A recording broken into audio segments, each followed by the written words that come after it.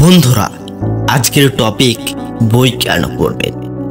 বই পড়লে কি হয় আর বই না পড়লেই বা কি হয়। বই পড়ার 10টি কারণ যা বই সম্পর্কে আপনার ধারণা বদলে দেবে। 1. মানসিক ব্যায়াম।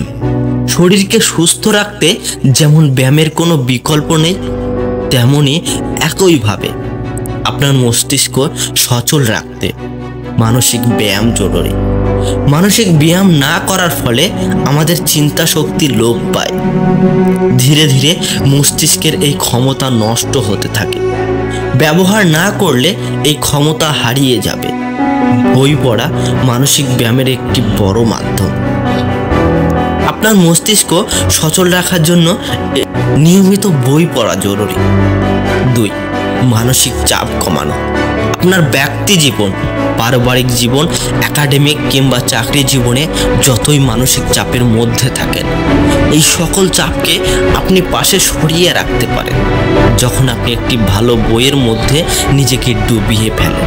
একটি ভালো বই আপনার দুশ্চিন্তা ও অবসাদগুলোকে পাশে সরিয়ে আপনাকে একটি নতুন দুনিয়ায় নিয়ে যেতে পারে, যার মাধ্যমে আপনি মানসিক চাপ থেকে দূরে থাকতে পারেন। 3. জ্ঞান। বই পড়লে জ্ঞান বাড়বে, এ কথা বলাই বাহুল্য। নতুন নতুন তথ্য যা আপনার অবশ্যই কোনো না কোনো দিন দরকারে আসবে। আপনার জ্ঞানের ভান্ডার যত সমৃদ্ধ হবে, আপনার জীবনে বাধা বিপত্তিগুলো অতিক্রমে আপনি ততটাই শক্তিশালী হবেন। একটি কথা আমরা সবাই জানি, আপনার চাকরি বা ব্যবসায়, আপনার সম্পত্তি, আপনার অর্থবিত্ত, আপনার স্বাস্থ্য সবই হারিয়ে যেতে পারে, কিন্তু আপনার অর্জিত জ্ঞান সব সময়ই আপনার পাশে থাকবে। 4. শব্দ ভান্ডারের বৃদ্ধি। আপনি যত পড়বেন তত নতুন নতুন শব্দ শিখবেন, আর এতেই আপনার শব্দ ভান্ডার সমৃদ্ধ হবে। পারস্পরিক কমিউনিকেশন বা যোগাযোগে আপনাদের শিক্ষা জীবন, ব্যক্তি জীবন বা কর্মজীবনে খুবই গুরুত্বপূর্ণ। কর্মজীবনেতে সুন্দর ভাষা বা ভালো যোগাযোগ দক্ষতার জন্য অনেক বেশ সমাদৃত হয়। এই দক্ষতা বৃদ্ধিতে আপনাকে সবথেকে সাহায্য করবে বই পড়া। নতুন শব্দ, এর অর্থ প্রয়োগ আপনার অনেকের মধ্যে আলাদা করে তুলতে পারে। 5. স্মৃতিশক্তির উন্নতি। তীক্ষ্ণ স্মৃতিশক্তি আমরা কেনা যাই। প্রায়ই আমরা বলে থাকি স্মৃতিশক্তি কমে যাচ্ছে, অনেক কিছু মনে থাকে না। আবার ভালো স্মৃতিশক্তির মানুষকে আমরা শ্রদ্ধার চোখে দেখি। আপনি যখন একটি বই পড়বেন, আপনাকে বইয়ের চরিত্র ও তাদের ভূমিকা, তাদের পটভূমি, তাদের উচ্চ আকাঙ্ক্ষা, তাদের ইতিহাস সূক্ষ্মতা স্মরণে রাখতে হয়। আর মজার ব্যাপার হলো, আপনি যখনই আপনার মস্তিষ্কে নতুন একটি স্মৃতি দেন, তা একটি নতুন পথ তৈরি করে আপনার ব্রেইনে এবং আগের স্মৃতিগুলোকেও শক্তিশালী করে তোলে। 6. চিন্তা শক্তির দক্ষতা শক্তিশালী। দিন দিন একটি শব্দ অনেক জনপ্রিয় হয়ে উঠেছে, জটিল চিন্তা শক্তি। কর্ম বা ব্যক্তি জীবনে এই দক্ষতার কদর বেড়েই চলেছে। আমরা বই পড়ার সময় প্রায়ই জটিল কিছু ঘটনার কথা পড়ি, যেগুলো নিয়ে আমরা সচেতন বা অবচেতনভাবে চিন্তা করি। ঘটনাগুলোকে ধাপে ধাপে সাজাতে চেষ্টা করি, সমাধান করার চেষ্টা করি।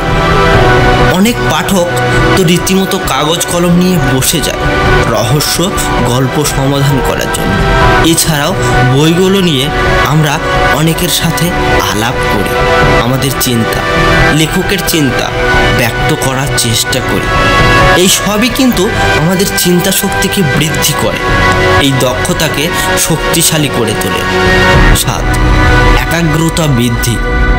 আপনি কি খেয়াল করেছেন, ফেসবুকে একসময় আমরা দীর্ঘ বা বড় ভিডিও দেখতাম, কিন্তু সেখান থেকে আমরা ছোট্ট রিলসে অভ্যস্ত হয়ে গেছি। আমরা সারাদিন ফেসবুক ব্যবহার করি, কিন্তু বেশিরভাগ মানুষই দিন শেষে বলতে পারবে না আজকে ফেসবুকে কি কি বিষয়ে আপনারা দেখেছেন বা আমরা দেখেছি। শুনতে খারাপ লাগলেও এটাই সত্যি।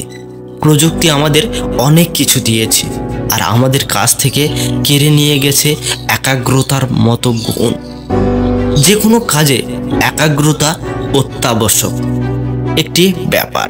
একাগ্রতা দিয়ে অনেক বড় বড় কাজ অতীতে হয়েছে, যা দিন দিন আমাদের কাছ থেকে হারিয়ে যাচ্ছে। যখন আমরা বই পড়ি তখন আমরা অন্য সব কিছু থেকে নিজেদের দূরে সরিয়ে রাখতে পারি, একাগ্রভাবে গল্পের বা বইয়ের মধ্যে ডুবে যেতে পারি, যা আমাদের একাগ্রতা বৃদ্ধিতে সাহায্য করে ব্যাপকভাবে। 8. ভালো লেখার দক্ষতা। পড়া এবং লেখা একে অপরের সাথে পারস্পরিক সম্পর্কযুক্ত। পড়ার মাধ্যমে আমাদের ভাষা ও শব্দের জ্ঞান বাড়ে, আর এই জ্ঞান আমাদের লেখনীয় শক্তিকে বৃদ্ধি করে। এই জন্যই বলে, লেখক হতে গেলে আগে অনেক বই পড়তে হবে, এরপর লিখতে হবে। 9. প্রশান্তি। বর্তমান সময়ে বই পড়ার সব থেকে বড় উপকার যদি চিন্তা করেন, বই পড়ার কারণে আমরা যে মানসিক প্রশান্তি পাই সেটাই অনেক বড়। বই পড়ার সময়ে আমরা হয়তো ডিজিটাল ডিভাইসের পিছনে সময় নষ্ট করতাম, সেটা না করে আমরা যে ভালো কিছু পড়ছি, কিছু শিখছি, এই চিন্তা, এই প্রশান্তি কি অমূল্য নয়? 10. বিনোদন। বই পড়ে উপরের সবগুলো উপকার তো আমরা পাচ্ছি, পাশাপাশি এটা আমাদের একটা বিনোদনের মাধ্যম, সব থেকে সস্তা কিন্তু কার্যকরী মাধ্যম। একটি ভালো গল্প, প্রবন্ধ বা উপন্যাস আমাদের মনকে বিনোদিত করে, আর এটা বিনোদনের সর্বোত্তম পথ। নির্মল ও শান্তিময় বিনোদনই হলো বই।